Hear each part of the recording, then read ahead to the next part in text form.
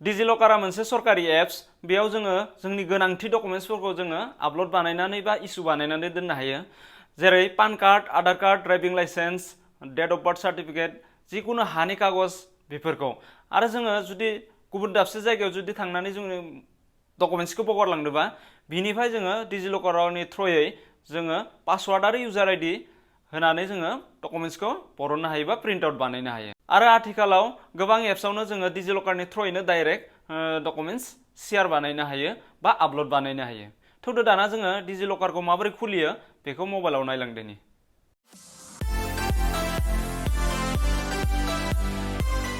डिजिलकारखौ active बानायनो थाखाय first time play स्टोरनिफ्राय डिजिलकारखौ download बानायदो बे टाइप बानायदो डिजिलकार नैबेयाव ओंखारखादो बेनि उनाव नैबे इनस्टलाव क्लिक बानायदो दाना डिजिलकार इनस्टल कमप्लिट जाबाय दाना बेगाव थांदो क्लिक बानायदो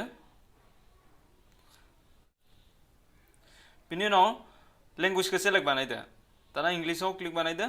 बेनि उनाव कन्टिनिउ इन इंलिश बेयाव क्लिक बानायदो बेनि उनाव नेक्स्टआव क्लिक बानायदो आरो नेक्स्टआव क्लिक बानायबाव लेट्स गो बेयाव क्लिक बानायदो बेनि उनाव बेबायदि इन्टारफेस फैगोन बेयाव गेट स्टार्टआव क्लिक बानायबानो जाबाय जोंना आगोल बानायखानाय गैया नालाय दाना क्रिएट एकाउन्ट बेयाव क्लिक बानायदो दाना बेयाव फुल नामखौ टाइप बानायदो बेनि उनाव नैबेयाव डेट अफ बार्थखौ होदो नैबेयाव डेखौ होदो नैबेयाव मनखौ होदो बेनि उनाव नैबेयाव इयारखौ होदो बेनि उनाव नैबेयाव मबाइल नाम्बारखौ टाइप बानायदो बेनि उनाव नैबेयाव निजिनि गोसो बायदि मोनसे पिन बानायना ला 6 डिजिटनि पिन बानायना लाबानो जाबाय बेनि उनाव नैबेयाव इमेल आइडिखौ टाइप बानायदो दाना बेनि उनाव नैबेयाव आधार नाम्बारखौ टाइप बानायदो बेनि उनाव नैबेयाव जेन्डारखौ टाइप बानायनो थालांदो बेयाव जेन्डारखौ सेलेक्ट बानायदो बेनि उनाव साबमिटआव क्लिक बानायदो बेनि उनाव मबाइल नाम्बाराव अटिपि फैगोन अटिपिखौ नैहाय इनपुट बानायबानो जाबाय अटिपिखौ नैहाय कपि बानायनानै पेस्ट बानायबानो जाबाय बेनि उनाव साबमिटआव क्लिक बानायदो बेनि उनाव नैबेयाव निजिनि गोसो बायदि इउजार आइडि बा इउजार नेम हिसाबै नोङो बाहायनो थाखाय मोनसे इउजार नेम बानायना लादो आं आंनि नामखौनो टाइप बानायबाय जेनेबा बेनि उनाव साबमिटआव क्लिक बानायदो दाना नै जोंना इउजार आइडि बानायनायाबो साक्सेसफुल जाबाय दाना जोङो बेयाव गोसो बायदि निजिनि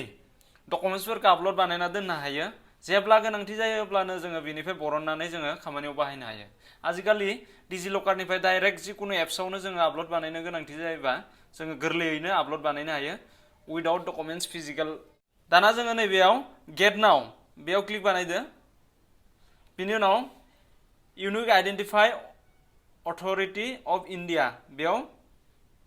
क्लिक बानायदो बेनि उनाव आइ एग्रियाव क्लिक बानायदो नैबायदि पपआप फैगोन बेयाव आइ एग्रियाव क्लिक बानायदो बेनि उनाव अटिपि फैगोन आधार नाम्बारजों लिंक थानाय मबाइल नाम्बाराव जुदि अटिपि फैया होमबाना रिसेट अटिपि बेयाव क्लिक बानायदो दाना साबमिटआव क्लिक बानायदो दाना नै जोंना बेयाव आधार कार्डआ फैबाय जों बेयाव क्लिक बानायनानै आधार कार्डखौ नायनो हायो नै गासै डिटेल्सआ ओंखारजोब्बाय जों बेबायदि जिकुनु अनलाइन मायावबा डकुमेन्ट साबमिट बानायनांगौबा डिजिलकार थ्रुयै जोङो गोरलैयैनो आपल'ड बानायनो हायो दाना जों बेक बानायनोसै दाना जों बेयाव आरो गोबां जुदि आपल'ड बानायनो नागिरोबा नैबे हम पेजाव थांदो हम पेजाव थांनानै दाना जोङो पान कार्डखौ आपल'ड बानायनोसै पान कार्डखौ माबोरै आपल'ड बानायो आरो नायबावदो बिनि थाखाय नैबे पान भेरिफिकेसन बेयाव क्लिक बानायदो नैबेयाव बिनि उनाव इनकाम टेक्स डिपार्टमेन्ट नैबेयाव क्लिक बानायदो बिनि उनाव गासै डिटेल्सआ ओंखारखागोन नोंनि नाम डेट अफ बार्थ जेन्डार ओंखारगोन बिनि उनाव नैबेयाव पान नाम्बारखौ टाइप बानायदो दाना नैबेयाव नोंनि नामखौ टाइप बानायबावदो नेम एज पार पान कार्डआव जि नाम दङ बेखौ आरो खेबसे टाइप बानायबावदो दाना नैबे गेट डकुमेन्ट्स बेयाव क्लिक बानायदो नै दाना जोंना पान कार्डआबो पेस्टिं जागासिनो बे पेस्टिं कमप्लिट जानायनि उनाव पान कार्डआबो बेयाव अलरेडि हाबफैगोन नै पेस्टिं कमप्लिट जाबाय दाना जोङो बेयाव पान कार्डजों क्लिक बानायनानै बिदि नायनो हायो नै बेबायदि जोङो गोरलैयैनो डकुमेन्ट्सफोरखौ आपल'ड बानायना दोननो हायो बेयाव नोङो मात्र पासवार्ड आरो इउजार आइडिखौ गोसोआव लाखिनानै दोनबानो नोङो बेलेगनि मबाइलनिफ्राय बा बेलेगनि कम्पिउटारनिफ्रायबो नोङो गोसोबायदि लगइन बानायनानै नायनो हायो दाना हम पेजाव थांबावदो बेबायदि गोबां रोखोमनि डकुमेन्ट्स नोङो बेयाव आपल'ड बानायना दोननो हायो मा आपल'ड बानायनो गोसो बेयाव बानायनो हायो सी अल बेयाव थांनानैबो नों नायनो हायो जेब्ला नायगोन नोङो डकुमेन्ट्स आपल'ड बानायखांजोबनायनि उनाव बिनि उनाव हम पेजाव थांफिनदो दाना नैबेयाव डकुमेन्ट्स इउ माइट निड नोंनो मा नांगौ बेयाव गासै एक्सप्लर मर बेयाव क्लिक बानायबा जोङो गासैबो डकुमेन्ट्सखौ माखौ बानायनो हायो बेयाव नुजोबगोन नैबे एक्सप्लर डकुमेन्ट्सआव क्लिक बानायदो नैहाय गासै डिटेल्स ओंखारजोबगोन नों मा सरकारनि नोंहा मा गभर्नमेन्टनि जोंना आसाम गभर्नमेन्टनि नालाय आसाम गभर्नमेन्टआव क्लिक बानायदो बिनि उनाव गासै नैहाय डकुमेन्ट्सखौ माखौ आपल'ड बानायनो हायो बेयाव खोन्थाजोबगोन नै ड्राइभिं लाइसेन्सनिफ्राय ओरैनिफ्राय ड्राइभिं लाइसेन्स भेहिकल रेजिस्ट्रेसन गासै हानि कागज जिखुनु डेट अफ बार्थ एग्जामनि गासैखौबो बेयाव जोङो आपल'ड बानायना दोननो हायो दाना बाखि नैहाय दङ हेल्थनि इन्सुरेन्स गासै आदार्सआव थांबाथाय नोङो गासै डिपार्टमेन्टनि मानिखौ नोङो आपल'ड बानायनो गोसो बे गासैखौबो आपल'ड बानायनो हायो नों इन्सुरेन्सनि डकुमेन्ट्स हक जिखुनु डकुमेन्ट्सखौनो जों बेयाव आपल'ड बानायनानै दोननो हायो दाना जोङो नैबेयाव निजिनि नमिनिखौ एड बानायना दोननो हायो नैबेयाव थांनानै नैबे नमिनियाव क्लिक बानायदो बिनि उनाव एड नमिनि बेयाव क्लिक बानायनानै जोङो जिखुनु बिमानि बिफानि बा फेमिलिनि जिखुनु नोङो बेखौ आपल'ड बानायना दोननो हायो जेब्ला गोनांथि जायो बा नोङो माबा मोनसे जानायनि उनाव